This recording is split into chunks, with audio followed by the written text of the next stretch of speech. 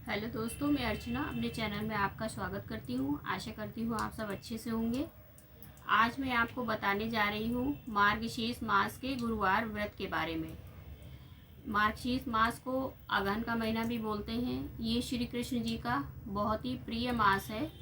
तो इस मास में माता लक्ष्मी जी की भी पूजा करी जाती है गुरुवार के दिन। तो कुछ जगहों पर तो इनकी बहुत ज़्यादा विधि विधान से पूजा होती है। वहाँ का एक बड़ा त्यौहार इसको मनाया जाता है।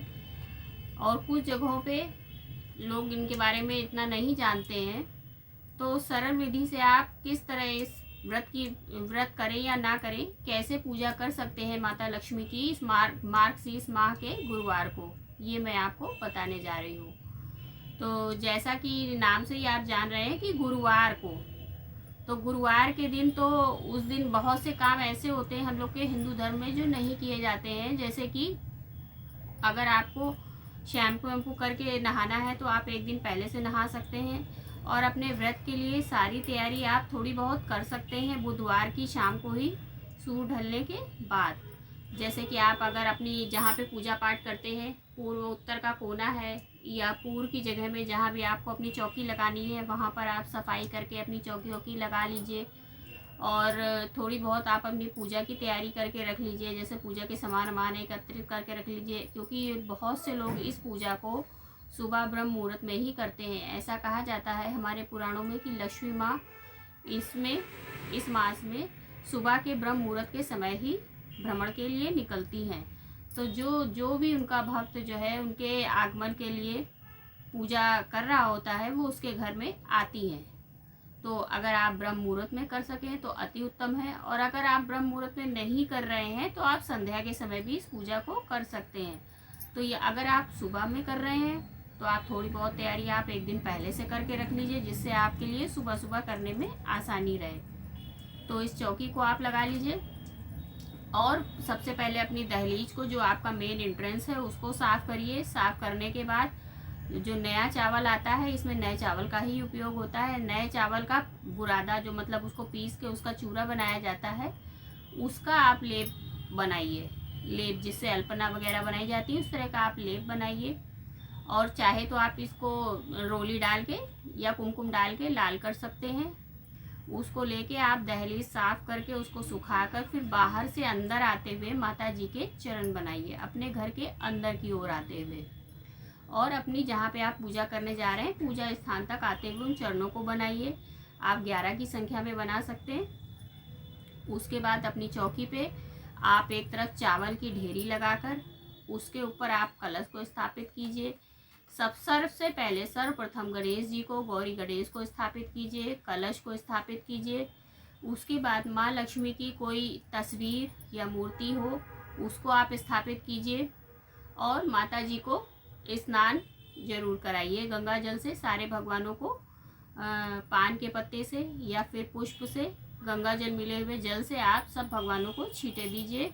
उसके बाद पोंछ कर उनको सबको वस्त्र दीजिए, वस्त्र पहनाइए, गणेश जी को, गौरी गणेश को, कलश को और लक्ष्मी माँ को। इसके बाद आप धूप दीप जलाइए। सुबह सुबह ही धूप दीप जला के उनकी पूजा कीजिए। यदि आप शाम में पूजा करने जा रहे हैं तो भी आप, अगर आपको सारी पूजा शाम को करनी है, सुबह नहीं करनी है ब्रह्म मुहूर्त में, तो भी आप सुबह जब उठेंगे व्रत का संकल्प लेंगे। संकल्प के लिए आप अपने हाथ में थोड़ा सा चावल, जिसको अक्षत भी बोलते हैं, अक्षत, फूल और कोई 1 रुपये, 2 रुपये या 5 रुपये का एक सिक्का हाथ में लेकर आप अपना नाम, अपना पता, अपना गोत्र बोल के संकल्प लेंगे कि आप ये पूजा करने जा रहे हैं या ये व्रत का संकल्प लिया है। और यदि आप व्रत नहीं कर रहे हैं तो आप ऐसे भी पूजा कर सकते हैं। उसके बाद अगर आपको शाम को भी पूजा करनी है तो भी आप सुबह नहा धोकर दीप जरूर माँ लक्ष्मी के आगे प्रज्वलित करेंगे। शाम को इस तरह से आप पूजा करेंगे। चौकी पर आप नए चावल की 10 ढेरियाँ बना लेंगे, छोटी छोटी। वो ढेरियाँ 8 जो हैं अष्ट लक्ष्मी के नाम के बनेंगी, और 1 ढेरी माँ सरस्वती के नाम की और 1 ढेरी कुबेर जी के नाम की। इस तरह आप 10 ढेरी उसी चौकी पर बीच में बना लेंगे। जिधर आपने एक साइड गौरी गणेश स्थापित किए, एक साइड कलश स्थापित किया है, बीच में माँ लक्ष्मी की तस्वीर रखी है, उसी के आगे आप इस तरह 8 ढेरी बना लेंगे। और भगवान विष्णु जी की तस्वीर आप जरूर रखेंगे। लक्ष्मी माँ की किसी भी तरह की आप पूजा कीजिए तो उसमें माता जी के साथ विष्णु जी की पूजा जरूर करिए, क्योंकि माता जी आपके घर में जब ही रुकेंगी जब आप उनके साथ भगवान विष्णु को भी आमंत्रित करेंगे। उसके बाद माता जी की पूजा करिए और उनको मीठा भोग लगाइए। भोग में आप कुछ भी बना सकते हैं, खीर बना सकते हैं, मिष्ठान चढ़ा सकते हैं, धूप दीप नैवेद्य लगाइए, फल लगाइए, कुछ भी आप उनको इस तरह भोग में अच्छा भोग उनको खिलाइए। और अगर आप 4 गुरुवार कर रहे हैं तो चारों गुरुवार में आप उनको कोशिश करिए कि अलग अलग चीज़ों का भोग लगाइए। और ये चारों गुरुवार करने के बाद फिर आपका जो ये सारा सामान इकट्ठा हुआ है, जैसे आपने वो 10 ढेरियाँ लगाई हैं, वो चारों गुरुवार को आप छोटी छोटी वो 10 ढेरियाँ लगाएंगे। और उन पर अगर आपके पास चांदी के सिक्के हैं, आप दीपावली में पूजा करते हैं, आपके पास सिक्के होंगे, और अगर चांदी के सिक्के नहीं हैं, इतने 1 ही 2 हैं या जितने भी हैं 4-5, तो उन 4-5 पे आप रख सकते हैं चांदी के। बाकी पे आप अपने ये नॉर्मल सिक्के जो होते हैं 1 रुपये का या 5 रुपये का सिक्का, उन पे सब पे आप सब ढेरियों पर रख दीजिए। तो इस तरह जब अगले दिन शुक्रवार आएगा तो आप ये सारे चावल को उठाकर एक डिब्बा रखिए या एक पॉलीथीन रखिए, उसमें आप इकट्ठा करते जाइए। 4 पूरे गुरुवार जब आपका व्रत ये पूरा हो जाएगा तो ये सारे चावल को उठाकर उनका 4 भाग करिए। एक भाग को तो आप अपने रसोई के चावलों में मिला लीजिए, दूसरे भाग को आप पक्षियों को डाल दीजिए, और तीसरे भाग को आप गौ को खिला दीजिए, और जो चौथा भाग है वो आप दान के लिए रख दीजिए, ब्राह्मण देवता को दान दे दीजिए। उसमें आप और चीज़ें मिलाकर और ब्राह्मण देवता को दान कर दीजिए। और जो लोग कहते हैं कहाँ से मतलब ढूंढे ब्राह्मण को, कहाँ दान करने जाएं, तो उसको कोई ज़रूरी नहीं है, आप दान करें तो करें, नहीं तो उसको भी आप अपने घर के उसमें यूज़ कर सकते हैं। तो इस तरह से आप ये सब चीज़ें कर सकते हैं, इस पूजा को सरल विधि से कर सकते हैं। आपको इसके बारे में और कोई जानकारी लेनी हो तो कमेंट लिख के आप पूछ सकते हैं और हमसे जानकारी ले सकते हैं। धन्यवाद दोस्तों। जब आप पूजा करेंगे तो आप श्री लक्ष्मी माँ के किसी मंत्रों का जाप कर सकते हैं 101 बार।